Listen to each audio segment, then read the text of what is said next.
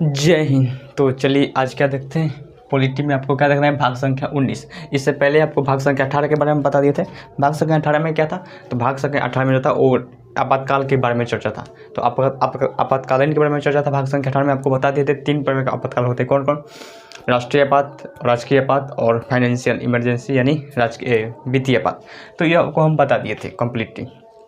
अब देखते हैं क्या है भाग संख्या 19। देखिए भाग संख्या 19 में क्या है, भाग संख्या 19 में विशेष रूप से किसी विशेष दर्जे के बारे में बात करता है, यानी किसी को विशेष रूप से छूट देने, छूट के बारे में चर्चा है। किसमें? भाग संख्या 19 में। देखिए भाग संख्या 19 में आर्टिकल 361 से लेकर 367 है, 67 तक है। आपको बताए थे आर्टिकल भाग संख्या 18 में क्या है, भाग संख्या 18 में जो है, भाग संख्या 18 में जो है वो क्या है, भाग संख्या 18 में कितना आर्टिकल है, वो आर्टिकल 52 से लेकर 352 से लेकर 360 तक है, 60 तक है, और 361 से लेकर कहाँ तक, 367 तक,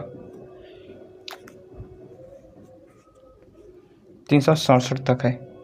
तो क्या देखते हैं, 361। देखिए ये क्या हो गया, आर्टिकल 361। आर्टिकल 361 में क्या है, आर्टिकल 361 कहता है कि आप राष्ट्रपति, राज्यपाल, राष्ट्रपति, राज्यपाल और किसी देश के राष्ट्राध्यक्ष,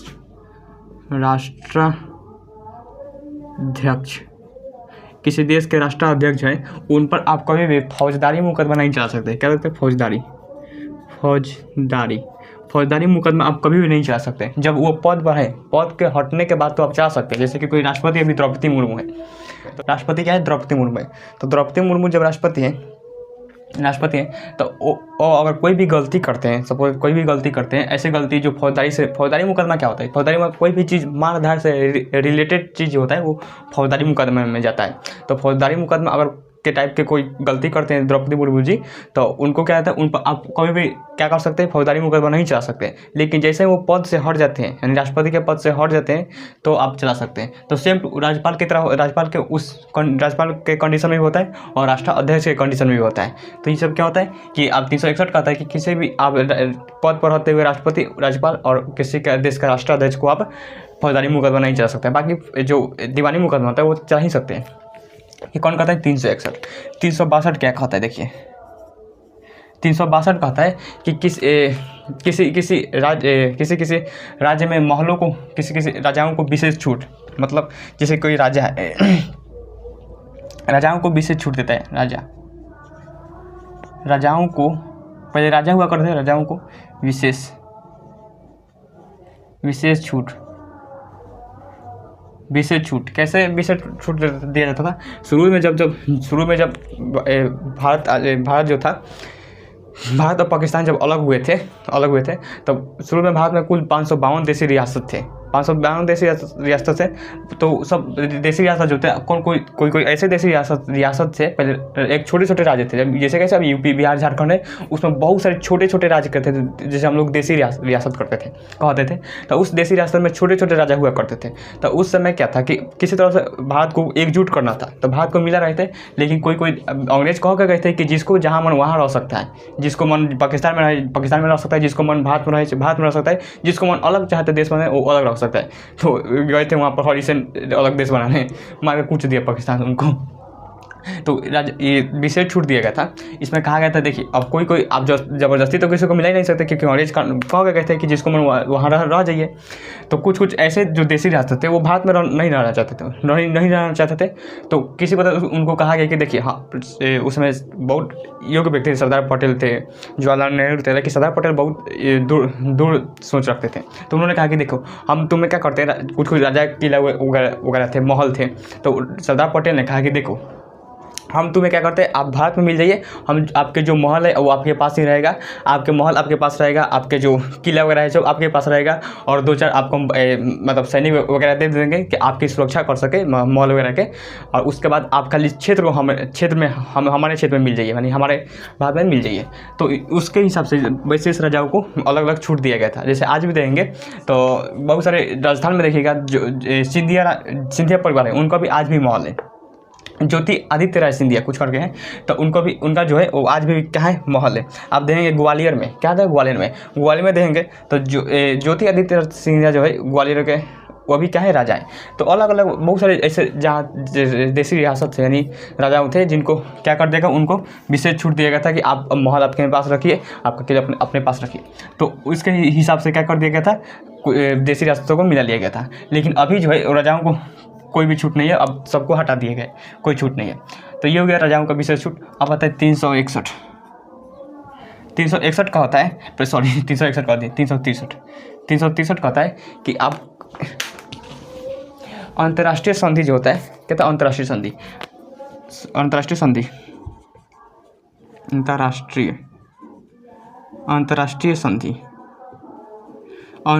संधि पर जो है वो हाई कोर्ट चाहे सुप्रीम कोर्ट कोई भी ये कहता है हस्तक्षेप नहीं कर सकता है।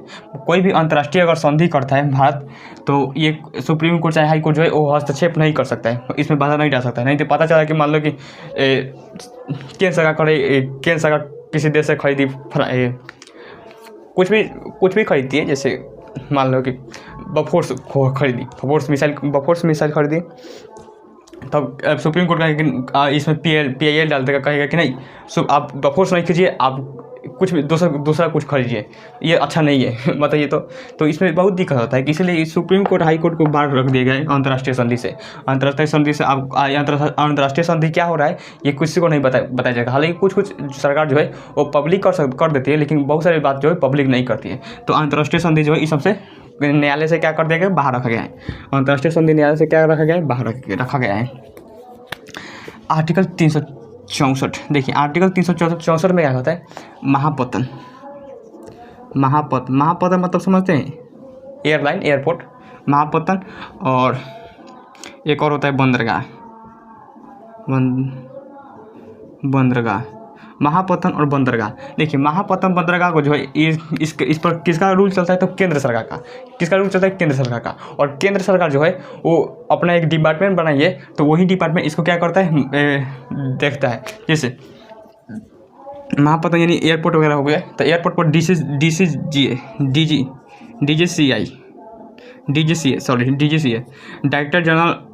Director general of civil aviation एक डिपार्टमेंट है।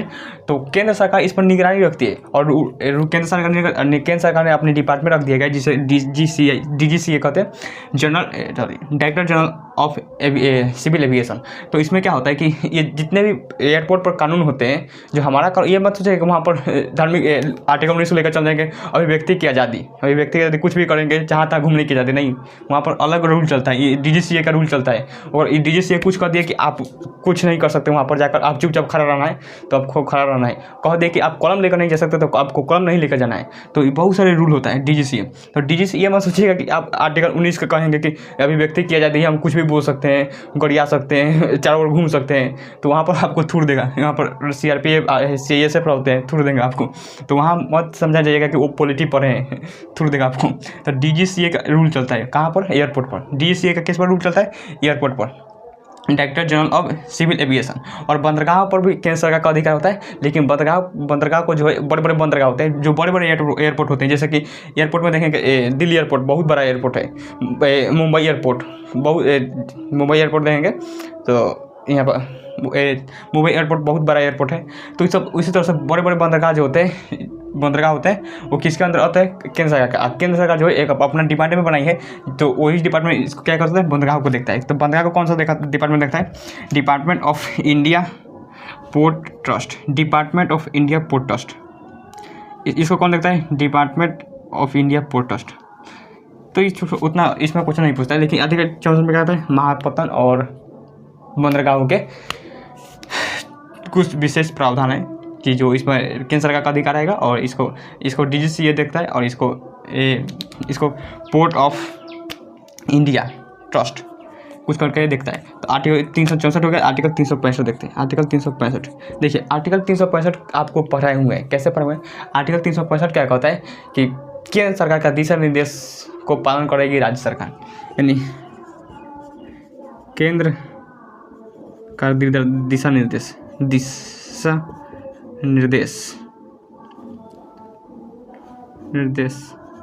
केंद्र का दिशा निर्देश पालन राज्य सरकार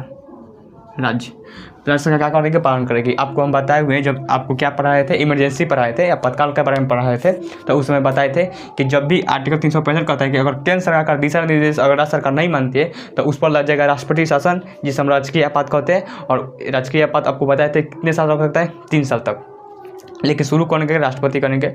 और ये किसको सलाह पर, मौखिक सलाह पर कर देते हैं। और 3 साल के लिए, कितना साल के लिए, 3 साल के लिए। और इसमें 6-6 महीने करके बढ़ाया जाता है। ये सबको बता दिए थे।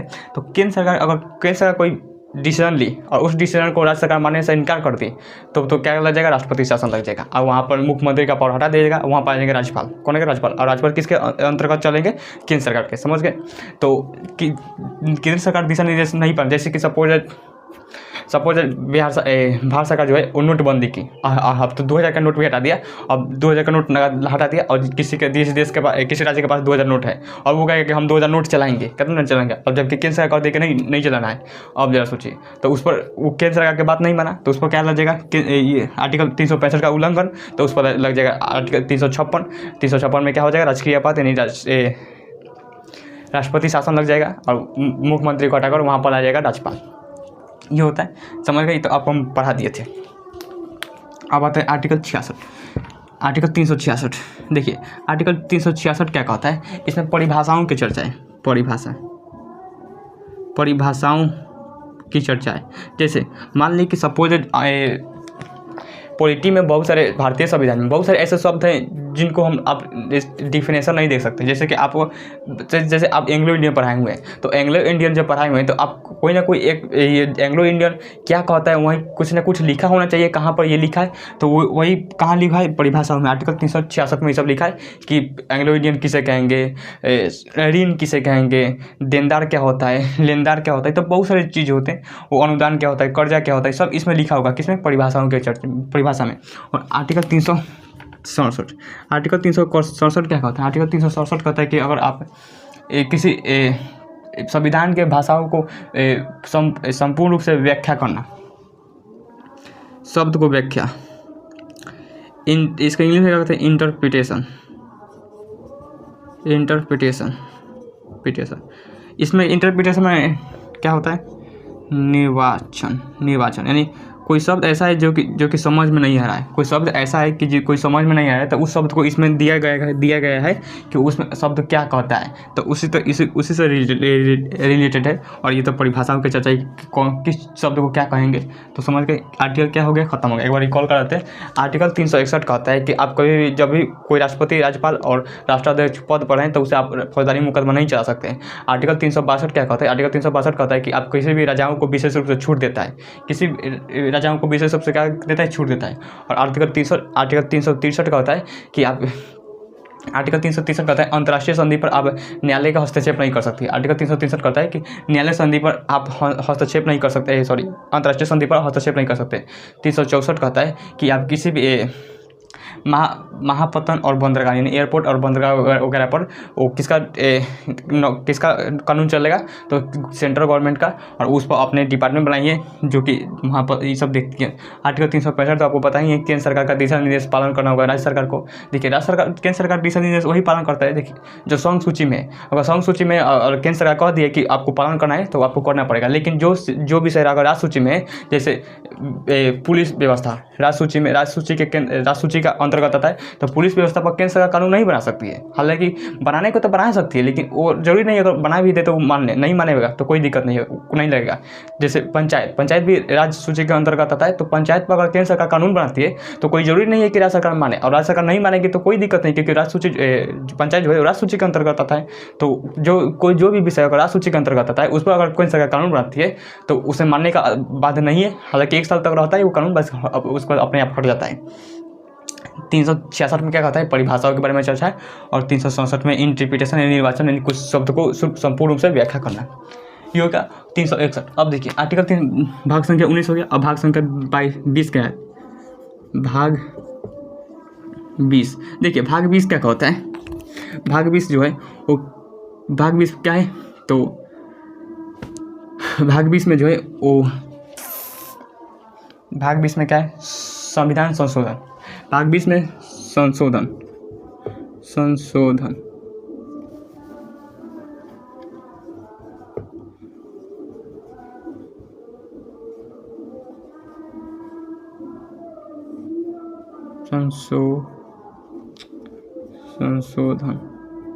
संशोधन भाग 20 में क्या है? संशोधन। इसमें एक ही आर्टिकल है 368। कौन सा आर्टिकल है? 368। एक ही आर्टिकल 368। उसके बाद खत्म हो गया। और देखिए भाग संख्या हो गया। उसके बाद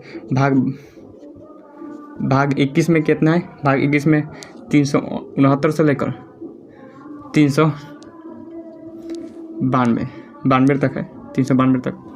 और भाग 22 में 393, 394 और 395। बस क्या हो गया? भाग संख्या पॉलिटी खत्म। क्या हो गया? पॉलिटी खत्म हो गया। कल तक खत्म हो जाएगा पॉलिटी, अभी नहीं, 2-3 दिन आप चलेगा। तो भाग संख्या 20 में क्या है? संविधान संशोधन। संविधान संशोधन की प्रक्रिया कहाँ से लगा है? कितने लोग बता सकते हैं? संविधान संशोधन की प्रक्रिया जो है वो साउथ अफ्रीका कहाँ से लाया गया? साउथ अफ्रीका से। संविधान संशोधन की प्रक्रिया जो है वो साउथ अफ्रीका से लाया गया है। और ये जो है संविधान से आर्टिकल एक ही है 368। और लेकिन इसमें पढ़ना बहुत है। आप जितने भी संशोधन हुए हैं अभी तक 125, 26, 27 संशोधन हो चुके हैं, तो लगभग 120 से ऊपर हो चुके हैं संशोधन। तो वो सब संशोधन को आपको पढ़ना होगा। कब संशोधन हुआ था, उस संशोधन में क्या था, क्या महत्वपूर्ण था। और 42वां संशोधन तो उसमें तो और पढ़ना होगा। तो जब संशोधन आपको ये सब भाग संख्या 20 हो चुका है, भाग 21 और भाग 22 पढ़ा को हम फिर से पढ़ा देंगे क्या? संशोधन। ये क्या संशोधन अलग से पढ़ा देंगे कि कौन कौन सा संशोधन हुए थे, पहला संशोधन क्या था, दूसरा संशोधन क्या था। तो ये सब संशोधन के बारे में आपको कम्प्लीटली एक अलग वीडियो में पढ़ा देंगे। इसमें आपको सिर्फ क्या बता देते हैं कि संशोधन क्या है। देखिए संशोधन जो है वो कोई भी संशोधन 3 प्रकार का होता है। कौन कौन? एक होता है संशोधन 3 प्रकार का होता है। एक होता है साधारण संशोधन, एक होता है विशेष संशोधन, एक होता है विशेष प्लस राज्य। विशेष प्लस राज्य क्या था? विषय। देखिए संशोधन क्यों लाया गया था? देखिए कोई भी चीज़ अपने आप में परफेक्ट नहीं होती है। तो इसीलिए जो संविधान निर्माताओं लोग थे तो उन्होंने कहा कि देखिए आने वाले पीढ़ियाँ जो है वो संविधान तो ठीक है, लेकिन आने वाले पीढ़ियाँ को कोई ज़रूरत पड़े या फिर इस संविधान में कोई सुधार करने की ज़रूरत पड़े, तो उस स्थिति में आर्टिकल 368 जो रहेगा कि संविधान संशोधन कर आप उस आर्टिकल को क्या कर सकते हैं? आप चेंज कर सकते हैं, बदल सकते हैं या फिर कोई और आर्टिकल जोड़ सकते हैं। तो देखिए लेकिन ये आसान नहीं है। अगर मान लीजिए कोई आर्टिकल 19 क्या कहता है? अभिव्यक्ति की आज़ादी। 19 क्या कहता है? अभिव्यक्ति के कहीं पर कुछ बोल देते हैं उसकी आज़ादी है, कहीं पर जाए घूम लेते हैं उसकी आज़ादी है। तो आर्टिकल 19 कहता है कहीं पर बोल सकते हैं, कहीं पर रह सकते हैं, ये सब की आज़ादी है। और मान लीजिए कोई क्या किया, अगर इसे ही खत्म कर दिया, संविधान संशोधन कर इसे हटा दिया, अब तो हमें कहीं बोलने की आज़ादी नहीं है, अब कहीं भी बोलेंगे तो आपको उठा ले जाएगा। तो इसलिए कहा, लेकिन तो इतना अब ये तो बहुत ही खतरनाक है। अगर आर्टिकल 19 हट जाएगा तो कहीं आप बोल नहीं सकते, लेकर चल जाएगा। अब आर्टिकल 25 कहता है धार्मिक स्वतंत्रता। आर्टिकल 25 धार्मिक स्वतंत्रता, आप कहीं भी नमाज वगैरह सब कुछ भी पूजा पाठ कर सकते हैं। अगर यही इसको हटा दिया तो आप कहीं भी पूजा पाठ नहीं कर सकते, आपको कहीं भी नमाज नहीं पढ़ने दिया जाएगा, आपको हटा दिया जाएगा। तो ये बहुत क्या खतरनाक है। कोई संशोधन किया हटा दिया तो बहुत ही खतरनाक है। तो इसमें बहुत विशेष रूप से जोड़ा गया है। कैसे? इसमें कहा गया कि जो भी साधारण संशोधन होता है उससे आप उसके 50% से कितना फ्रैक्शन की, हालांकि परसेंटेज की चर्चा नहीं है संविधान में, फ्रैक्शन की चर्चा है। तो 50% जो साधारण बहुमत है तो उसे 50% से आप पारित कर सकते हैं। लोकसभा, राज्यसभा और राष्ट्रपति इसे आप क्या कर देते हैं? पारित कर देते हैं 50% से। तो आप क्या कर सकते हैं? जो नॉर्मल संशोधन है वो हटा सकते हैं। नॉर्मल संशोधन क्या कर सकते हैं? हटा सकते हैं। जैसे मान लीजिए किसी की सैलरी बढ़ाना हो गया, किसी को ट्रांसफ़र किसी का थोड़ा सा पावर बनाना होगा, तो ये सब नॉर्मल संशोधन जो है वो आप क्या कर सकते हैं? साधारण बहुमत से ला सकते हैं। लेकिन जब कभी बहुत खतरनाक संशोधन, जैसे कि बहुत ये विशेष संशोधन 66% से कितना परसेंट? 66%। अब विशेष संशोधन में कैसे आ जाएगा? जैसे कि अब अभी बताए थे आर्टिकल 19 भाग संख्या, सोचिए भाग संख्या कितना में? 3 में मूल अधिकार। भाग संख्या 3 में मूल अधिकार है ना, फंडामेंटल राइट। भाग 4 में है DPSP, directive principle of state policy, राज्य का नीति का निर्देशक तत्व। तो वो सब क्या होता है? उसमें से अगर संशोधन करना है तो वो बहुत ही खतरनाक आर्टिकल है। तो उसके लिए किसने विशेष चाहिए? क्या था? बहुमत चाहिए तो अब आप क्या कर सकते हैं, संशोधन कर सकते हैं। और विशेष बहुमत संशोधन करना इतना आसान नहीं होता है, लेकिन साधारण बहुमत कोई भी कर सकता है। जिस भी पार्टी की सरकार है तो उसके पास 50% है तभी ना वो सरकार बनाए। अगर 50% मतलब 50% से थोड़ा सा एक सीट ज़्यादा है तो सरकार बनाए तो 50% तो पास करा देगा। लेकिन अगर आप विशेष बहुमत अगर पास करना है तो आप तो पास 50% ले आ देंगे वोट, लेकिन आपको विपक्ष का भी साथ होना देना चाहिए, तब तो आप 66% ला सकते हैं वोट। और विपक्ष तभी साथ देगा तब जब आप देश के लिए हित में काम करें। अगर देश के हित में काम नहीं करेंगे तो विपक्ष क्यों साथ देगा? विपक्ष तो अपने चाहता है कि हम सामने वाला कैंडिडेट को गिरा दें। तो अब जब देश के लिए अच्छा काम करेंगे तभी ना विपक्ष आपके साथ देगा। तो देख रहे हैं कितना खतरनाक प्रक्रिया है।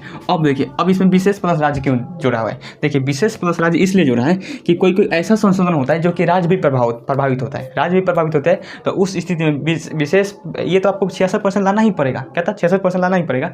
उसके बाद भी आधा से अधिक राज्य है वो आपको सहमत होने चाहिए कि हम इस संशोधन को मानने के लिए तैयार है, तभी आप क्या कर सकते हैं, संशोधन कर सकते हैं। जैसे कैसे हो सकता है? अब बहुत सारे ऐसा, पहले दो थे इसको बहुमत लाना पड़ेगा, प्लीज़ आधे से ज़्यादा राज्य, जैसे 28 राज्य है ना, 28 राज्य हैं तो 14 से उसका आधा 14 यानी 15 राज्य चाहिए। कितना?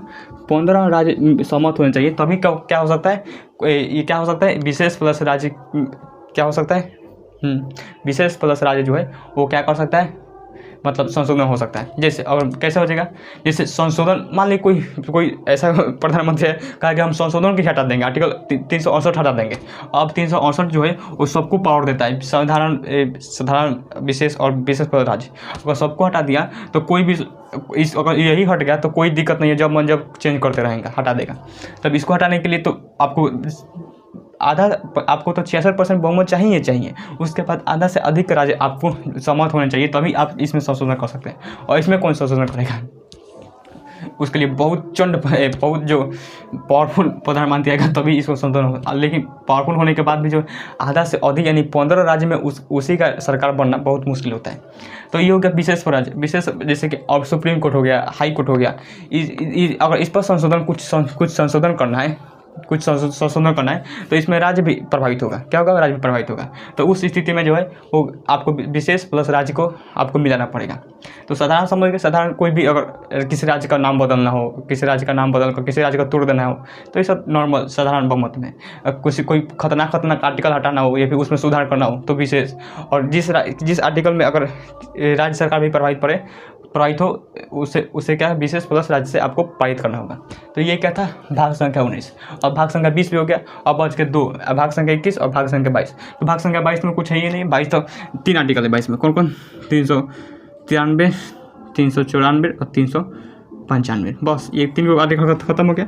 और ये भाग संख्या 21 जो है वो आपको 370 आपको थोड़ा सा ज़्यादा पढ़ना होगा। कितना? 370। ABCD इसमें बहुत सारे जोड़ा है। तो बस ये ख़त्म हो जाएगा, ज़्यादा दिन नहीं चलेगा पॉलिटी।